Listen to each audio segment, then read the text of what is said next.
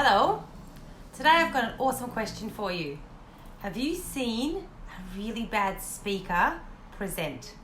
I'm sure we've all seen somebody who is pacing back and forth, they're reading off their slides, they're stammering over their content, and worse still, they're just plain old boring.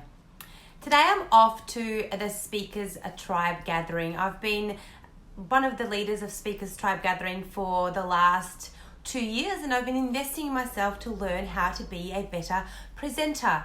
And today I thought I'd share 7 points around how you too could be a better presenter. Now, I completely encourage people to go and invest in themselves and learn the skills that they need in order to run successful events. One of those skills is presentation skills, because we have to be great on stage. That's just part and parcel of what we do when we're running events, especially when we are the authority. We want to be the industry influencer, right? So here's our 7 points for you guys to think about. So first of all, assume a position of certainty on stage by planting your feet and standing up straight. Planting your feet, standing in one position, and delivering your content will make you look certain. It'll also help you to sound certain, because as we move, our voice moves up and down. So unless we really need to move along the stage or move forward towards our audience, more than you can, more than not, assume a position of certainty by keeping your feet planted to the ground. The other thing that's really important is to slow down, breathe, and listen. Many people get on stage and we feel flustered, and flustered makes us speak quicker. Slowing down a little bit, breathing and listening to our audience, both listening to what they're saying but also what they're saying with their body language, will empower us to be able to really be with our audience instead of just being completely in our own head.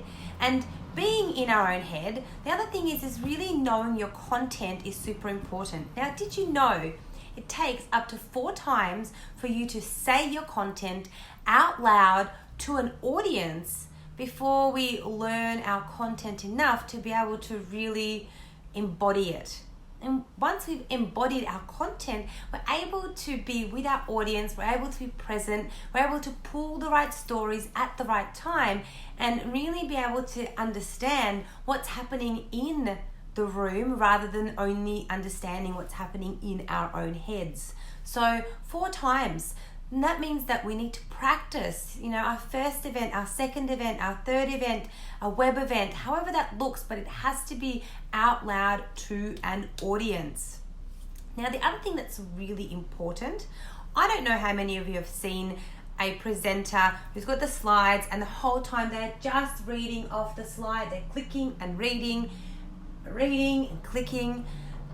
And really, we could all read. The purpose of you standing in front of the room is to be able to go way beyond what it says on the screen. So to help us do that, reduce the amount of copy we have on the screen, use pictures. And another really good tip is just to tell one story per slide. So don't click through your slides as you're telling a story. The other thing is be clear, be concise, and not TMI.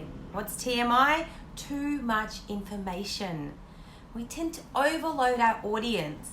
And in the end, they kind of walk away not really being able to implement very much because there's just way too much going on. So be clear, be concise, really understand what information you need to deliver right now and be very concise in that delivery. Now, the other thing is make sure that your content is relevant to your audience. So tell stories, let them know how they can implement it into their own business. Get to know who they are and make it relevant to a specific person. Because many times I've seen presenters just talk about case studies in their content.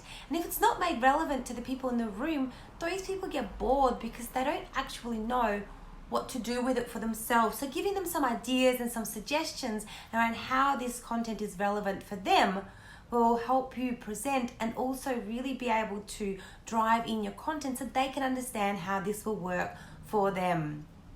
And finally, and this is so important, encourage audience participation. Ask questions, get people to answer, encourage people to talk to each other, because we are social creatures and we learn a lot more by being able to talk about it and being able to digest the information that's been given to us and then be able to repeat it or share it. So really encouraging audience participation and encouraging people to talk to each other, even if it's in a massive group, is really important. It will help to really build the community. It will help to build your stand as a leader, and it will help your audience feel like they've been able to contribute, participate, and it will help them learn even more and solidify the information in their minds than if they didn't have a chance and if they're just sitting in the room and listening like we sometimes did at school. So there you go. Don't be cruel to your audience by being a terrible presenter. Invest in yourself, take on some of these tips and really learn how to present effectively so that you're that industry influencer that you want to be. You're seen as the confident and certain person and you're really able to deliver massive value. Thanks so much for tuning in. That's it from me for today. If you've liked it, please comment, give me some feedback. If you have any questions around this, please pop them in the comments below, and look, share this video.